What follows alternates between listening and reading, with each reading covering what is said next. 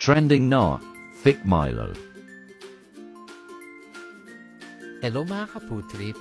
Nandito tayo ngayon sa Haryado Station dito sa Maynila upang tikman ang pinagkakaguluhan at pinipilahan na trending na Thick Milo ni Ate Jackie na mabibili natin sa 60 pesos na small size, medium size na 70 pesos at large size na 80 pesos. Ang ingredients nito ay crushed ice, Mayo Milo Crunch, Oreo Crunch, fresh milk, at nips.